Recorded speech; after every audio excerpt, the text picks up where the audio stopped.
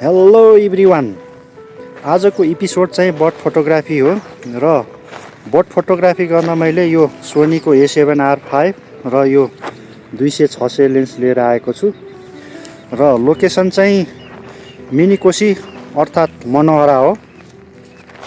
Okay, so let's start.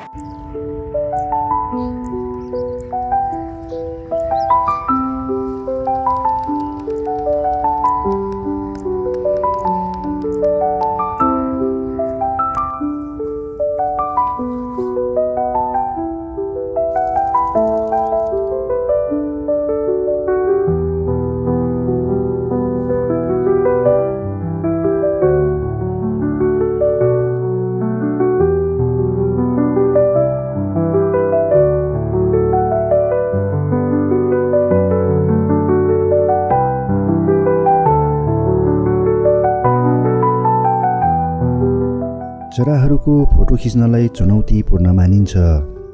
तिनीहरू द्रुत गतिमा चल्ने, अकस्मात उड्ने र यताउति गरिरहने हुन्छन्। तसर्थ क्यामेराको सेटिङ सही नभएमा उत्कृष्ट तस्बिरहरू खिच्न सकिँदैन र महत्त्वपूर्ण मोमेन्टहरू पनि गुमाइन्छ। त्यसैले म यहाँ केही महत्त्वपूर्ण क्यामेराको सेटिङहरू बताउन गइरहेको छु। चराहरू द्रुत गतिमा चल्ने भएकोले हाई सटर स्पिडको प्रयोग गर्नुपर्दछ। बसिरहेको चरालाई 400 हाराहारीको सटर स्पिड प्रयोग गर्न सकिन्छ। मुभमेन्टमा भएको चरालाई 1000 र उडिरहेको चरालाई 2000 देखि 4000 सम्मको सटर स्पिड प्रयोग गर्नुपर्दछ। हाई सटर स्पिड प्रयोग गर्दा प्रकाशको मात्रा कम भई तस्बिरहरू अन्डर एक्सपोज हुन्छ। तसर्थ आइएसओ बढाउनु पर्दछ। आइएसओको मात्रा बढाउँदा लाइटको मात्रा पनि बढ्दछ, तर नोइज भने बढ्दै जान्छ। लाइटको मात्रा बढाउनलाई वाइड एपेचर अर्थात् स्मल एफ नम्बर प्रयोग गर्नुपर्दछ। वाइड एपेचरले तस्बिरको ब्याकग्राउन्डलाई ब्लर बनाएर सब्जेक्टलाई फोकस गर्दछ। यी बाहेक बर्ड फोटोग्राफीमा अरू पनि 3वटा महत्त्वपूर्ण सेटिङहरू छन्। कृपया भिडियोलाई अन्तिमसम्म हेरिदिनुहोला।